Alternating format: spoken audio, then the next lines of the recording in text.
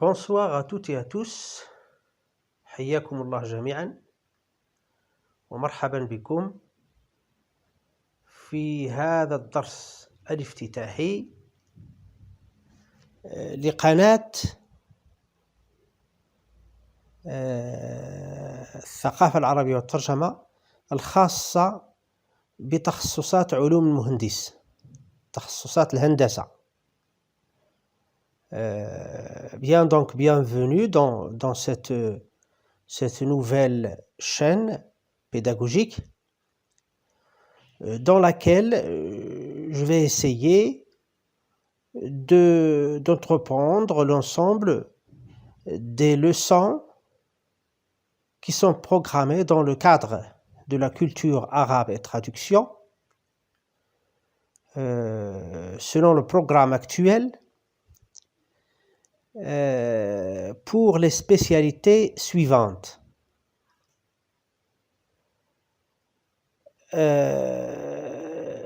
Les spécialités, si vous voulez, comme disent certains, les spécialités des ingénieurs vis-à-vis des spécialités des experts d'économie.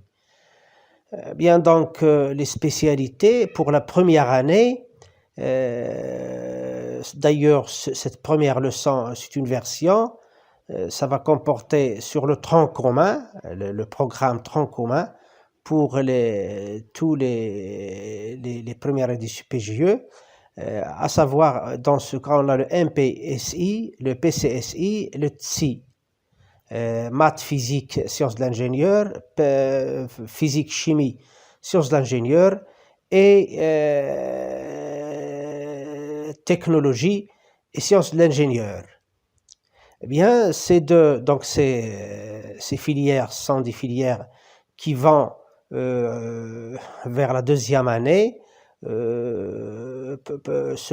qui vont donner naissance à d'autres spécialités comme le MP, maths physique, et le PCI, physique, chimie, sciences de l'ingénieur, et le TSI, ça va rester comme il est en première année, technologie, sciences de l'ingénieur. Eh bien, toutes ces filières, bien sûr, ont dans leur programme cette fameuse matière, cette fameuse discipline, à savoir la culture arabe et traduction, الثقافة العربية والترجمة. Donc, bienvenue une autre fois. J'espère qu'on va, vous et moi, chers élèves, chers professeurs, monsieur l'inspecteur, j'espère qu'on va passer, vous et moi, de bons moments d'apprentissage et n'hésitez pas à faire vos remarques. Ils sont précieuses et ils sont les bienvenus. Ils sont les bienvenus. Bien, donc الحصة دائما هو من تقديم نور الدين حالي، مدرس مادة الثقافة العربية والترجمة بمركز الأقسام التحضيرية محمد عبد الكريم الخطابي بالثانوية التأهيلية محمد عبد الكريم الخطابي بمدينة الناظور. نعم، هذا الدرس الأول من الدورة الأولى، تخصصات MPSI PCSI TSI.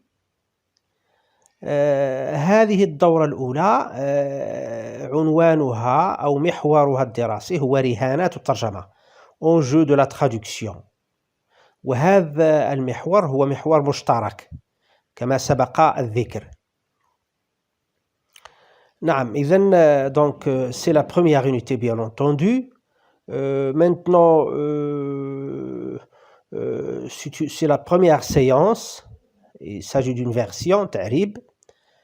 Le support, le support est intitulé Les procédés de la traduction de Vinay et d'Arbelnay. Pour les objectifs, l'objectif général, se familiariser avec les procédés de la traduction. Objectif spécifique, rendre en arabe les tournures impersonnelles. Pour la méthodologie, elle est axée sur 4 moments principaux mise en situation, lecture, analyse et compréhension, préparation à la traduction et la traduction proprement dite. Le support, les procédés de la traduction. Une fois posés les principes sur lesquels repose la stylistique comparée, il convient d'indiquer quels sont les procédés techniques auxquels se ramène la démarche du traducteur. Rappelons qu'au moment de traduire, le traducteur rapproche deux systèmes linguistiques dont l'un est exprimé et figé, l'autre est encore potentiel et adaptable. Le traducteur a devant ses yeux un point de départ et élabore dans son esprit un point d'arrivée. Nous avons dit qu'il va probablement explorer tout d'abord son texte, évaluer le contenu descriptif, affectif, intellectuel des unités de traduction qu'il a découpées, reconstituer la situation qui informe le message, peser et évaluer les effets stylistiques, etc. Mais il ne peut en rester là. Bientôt, son esprit s'arrête à une solution. Dans certains cas, il y arrive si rapidement qu'il a l'impression d'un jaillissement simultané. La lecture de la langue de départ, appelant presque automatiquement le message en langue d'arrivée, il ne lui reste qu'à contrôler encore une fois son texte pour s'assurer qu'aucun des éléments LD, c'est-à-dire de la langue de départ, n'a été oublié. Et le processus est terminé. C'est précisément ce processus qu'il nous reste à préciser. Ces voies, ces procédés apparaissent multiples au premier abord, mais se laissent ramener à 7 correspondant à des difficultés d'ordre croissant et qui peuvent s'employer isolément ou à l'état combiné. Notons tout d'abord qu'il y a grosso modo 2 directions dans lesquelles le traducteur peut s'engager, la traduction directe au littéral et la traduction oblique. En effet, il peut arriver que le message langue de départ se laisse parfaitement transposer dans le message langue d'arrivée, parce qu'il repose sur des catégories parallèles, parallélisme structural, soit sur des conceptions parallèles, parallélisme métalinguistique. Mais il se peut aussi que le traducteur constate dans la langue de départ des trous ou lacunes qu'il faudra combler par des moyens équivalents, l'impression globale devant être la même pour les 2 messages. Il se peut aussi que par suite des divergences d'ordre structurel et métalinguistique, certains effets stylistiques ne se laissent pas transposer en langue d'arrivée, sans un bouleversement plus ou moins grand de l'agencement ou même du lexique. On comprend donc qu'il faille, dans le deuxième cas, savoir recours à des procédés beaucoup plus détournés, qui à première vue peuvent surprendre, mais dont il est possible de suivre le déroulement pour en contrôler rigoureusement l'équivalence. Ce sont là des procédés de traduction oblique. Vinay et Dabelnay, stylistique comparée du français et de l'anglais, Didier, 1972, double page 46-47. Mise en situation. Peut-on traduire mot à mot en français l'expression suivante, هذا يثلج الصدر? Sûrement, il n'est pas possible, parce qu'on doit dire cela, je ne sais pas, cela refroidit la poitrine. Or, ce n'est pas possible. Il n'a aucun sens, cette expression. Donc, on doit chercher dans la langue d'arrivée, qui est dans ce cas le français, pour trouver une expression qui est en usage dans cette langue et qui ayant presque le même sens. C'est tout simplement « cela réchauffe le cœur ». Donc, cela réchauffe le cœur, c'est l'expression qui convient pour rendre cette expression arabe?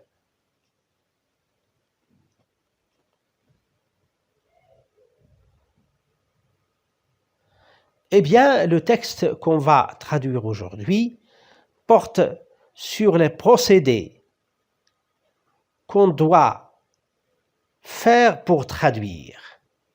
Ainsi, par exemple, pour vous mettre en situation dès le début, par exemple, les expressions, ce qu'on appelle dans la phase de préparation à la traduction, les tournures linguistiques, eh bien, les tournures linguistiques, on ne peut jamais les traduire mot à mot. Il faut toujours recourir à des équivalences dans la traduction oblique, selon ce qu'on va voir dans le texte. Voilà, donc les procédés de traduction, c'est quelque chose qui est toujours en application, toujours, perpétuellement, sans arrêt. Qui sont les deux auteurs du texte? C'est le seul texte dans lequel on a deux auteurs, et d'ailleurs ce sont les deux auteurs du livre ou bien de l'ouvrage précité.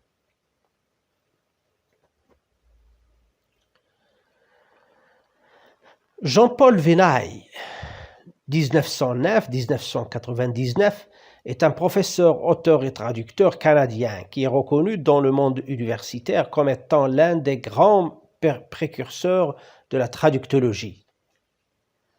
Jean d'Arbelnay, 1904-1990. Ils ont presque vécu dans une même époque, avec une incertitude de 4 ans.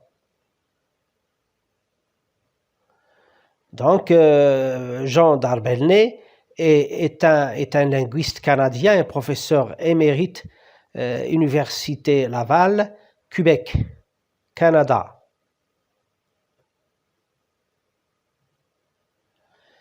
Voilà, donc dans cette phase-là, de 1977 jusqu'à 1990.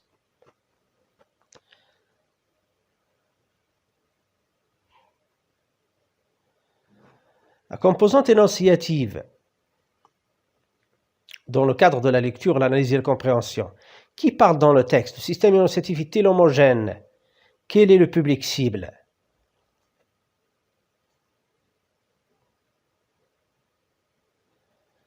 Les deux locuteurs du texte, afin de parvenir à l'impression d'un discours didactique objectif, ils utilisent des expressions, des tournures impersonnelles, par exemple, il convient, il peut arriver que.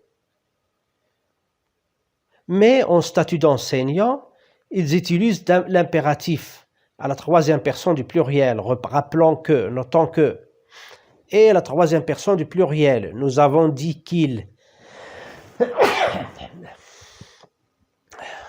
Pardon. Et la troisième personne du pluriel. Donc, c'est-à-dire que le texte, généralement, le texte, il n'est pas homogène puisqu'il y a deux voix. Celle de Venaille et celle d'Arbelnay. Les propos du texte sont destinés notamment au lectorat de l'ouvrage stylistique comparé du français et de l'anglais. Composant textuel, quel est le genre du texte? Quel est son type? Le texte en question est un essai didactique traitant du domaine de traductologie et de type argumentatif. Composant thématique, idée générale. Quels sont d'après le texte les deux grands procédés de traduction? Il existe deux grands procédés de traduction, la traduction directe ou littérale et la traduction indirecte ou libre. Passons à la phase de la préparation à la traduction, tournure linguistique. On va premièrement voir devant ses yeux. Donc devant ses yeux, voilà le contexte. Le traducteur a devant ses yeux un point de départ et élabore dans son esprit un point d'arrivée. بين يديه. يمكن أن نترجمها بهذه الطريقة. وطبعا هناك طرق أخرى. a l'impression d'un jaillissement simultané au niveau de la ligne 12. Il y arrive si rapidement qu'il a l'impression d'un jaillissement simultané. La lecture de la langue de départ appelant presque automatiquement le message. يتكون لديه انطباع أن الترجمة تظهر فجأة بشكل متزامن.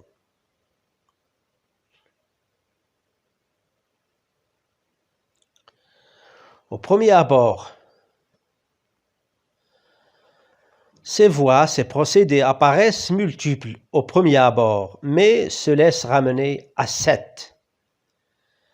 Les fameux 7 procédés de traduction. À premier abord, للوهلة الأولى. Grosso modo, c'est un terme qui est connu, donc على العموم, dans ce cas, on peut le traduire par على العموم. Voilà.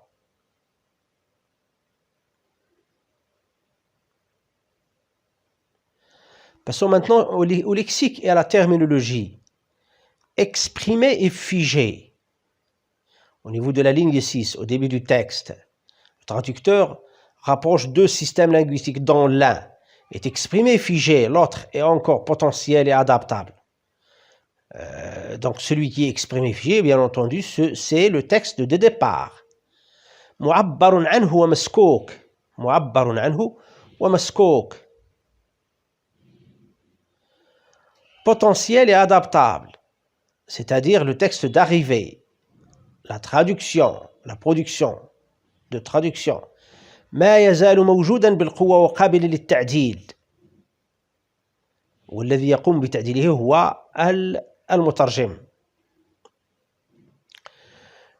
Unité de traduction, c'est un terme UT, c'est un terme qui est important, qui est utilisé à plusieurs reprises dans l'ouvrage de stylistique comparée du français et de l'anglais. Il veut dire l'unité de traduction. Donc, c'est pourquoi, avant de traduire, il faut peut-être faire un découpage en unité de traduction. Mais les points de vue ne sont pas unanimes au sujet de cette unité de traduction. ترجمة وحدات الترجمة. Traduction oblique.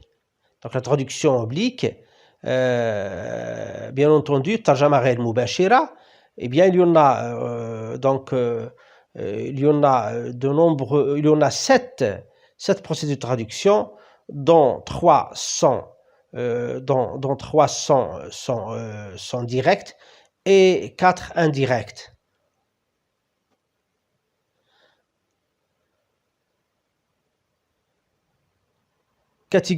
Catégorie parallèle. Dans le texte, parce qu'il repose soit sur des catégories parallèles, parallélisme structurel, مقولات معجمية متطابقة.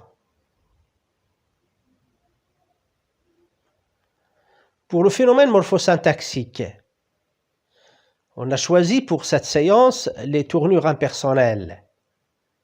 Comment les rendre en arabe dans le texte? On repère dans le texte les tournures impersonnelles suivantes. Il convient d'indiquer qu'il y a, il peut arriver que, il se peut aussi que. Eh bien, les tournures impersonnelles n'ont pas d'équivalent en arabe. On peut toutefois les rendre par des expressions variées telles que من زائد اسم معرف من المستحيل من محتمل من مناسب من الأنسب من زائد المصدر من البديهي من الأهمية بمكان يوجد هناك يتعلق الأمر به إلى غير ذلك. Généralement, les tournures impersonnelles sont rendues en arabe par le procédé de recatégorisation. Donc, la recatégorisation, c'est un procédé très important. C'est-à-dire, on change la catégorie grammaticale du mot que nous sommes, ou bien du terme que nous sommes en train de traduire. Par exemple, si on traduit par exemple un verbe par un nom, dans ce cas on fait la recatégorisation. C'est-à-dire que la recatégorisation est très fréquente entre le français et l'arabe, parce que généralement, par exemple, si on prend le verbe à l'infinitif, on le traduit généralement par le masdar. Or, le masdar fait partie des des noms. Donc on a fait un changement de catégorie grammaticale. C'est la recatégorisation. Et non pas la transposition, parce que ce terme il n'est plus en usage, et donc il est remplacé, il est substitué par recatégorisation. On peut traduire les expressions précédentes. من الأنسب أن نوضح أن هناك يمكن أن يمكن أيضا أن. Bien, passons maintenant à la traduction. Donc on va traduire le premier paragraphe. C'est un petit paragraphe. طرائق الترجمة. من الأنسب بعد وضع المبادئ التي تستند إليها الأسلوبية المقارنة أو الأسلوبية المقارنة أن نوضح الطرائق التقنية التي يتخذها المترجم منهجا له. لنتذكر أن المترجم لحظة الترجمة يقارب بين نظامين لغويين، أحدهما معبر عنه ومسكوك، والثاني ما يزال موجودا بالقوة وقابلا للتعديل. فالمترجم بين يديه نقطة انطلاق ويرسم في ذهنه ملامح نقطة وصول. وقد قلنا إنه من المحتمل أن يستثمر أولا نصه بحيث يقوم المحتوى الوصفي والعاطفي والفكري لوحدات الترجمة التي حددها، ويعيد تشكيل الوضعية التي تخبر عن مضمون النص، ويزن الأساليب ويقيمها إلى آخره. لكنه لا يمكن أن يكتفي بهذا، لأن ذهنه سيقف عند حل ما، وفي بعض الحالات يتوصل إلى ذلك الحل بسرعة كبيرة إلى حد أنه يتكون لديه انطباع أن الترجمة تظهر فجأة بشكل متزامن، حيث تستدعي قراءة النص الأصلي تقريبا تلقائيا النص المترجم، ولا يبقى له إلا مراجعة ترجمته للمرة الثانية حتى يتأكد من عدم السهو عن أي عنصر من عناصر النص الأصلي، وبهذا تنتهي عملية الترجمة. Pour la traduction personnelle, je continue la traduction du texte. وهذه العملية هي نفسها التي ينبغي أن نوضحها، وتبدو طرائقها واتجاهاتها متنوعة للوهلة الأولى، لكن يمكن تلخيصها في 7 طرائق درجة صعوبتها تصاعدية، ويمكن استخدامها بشكل معزول أو بالتوليف بينها. لنوضح بادئ ذي بدء أن هناك على العموم سبيلان في الترجمة يمكن أن يتخذهما المترجم: الترجمة المباشرة أو الحرفية، والترجمة الحرة. ذلك أن النص الأصلي يمكن أن يكون قابلا للنقل إلى اللغة الهدف لكونه يستند إلى مقولات معجمية متوازية، التوازي البنيوي، أو إلى مفاهيم متوازية، التوازي اللغوي الواصف، بيد أن المترجم قد يلاحظ أيضا أن اللغة الهدف تتضمن هفوات أو فجوات ينبغي ردمها بواسطة طرق مكافئة، بحيث يبقى الانطباع العام هو نفسه بالنسبة إلى النصين.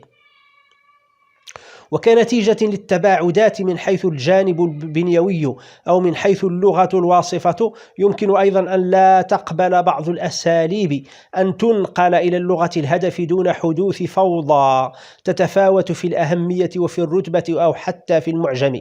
ومن هنا ندرك إذن أنه يلزم في الحالة الثانية اللجوء إلى طرق أكثر التواء، قد تكون في البداية مفاجئة، لكن سرعان ما يمكن التحكم فيها وضبط تكافؤها. وهذه هي طرائق الترجمة الحرة. فيناي وداربلني: الأسلوبية المقارنة للفرنسية والإنجليزية، ديدي 1972، الصفحتان 46-47.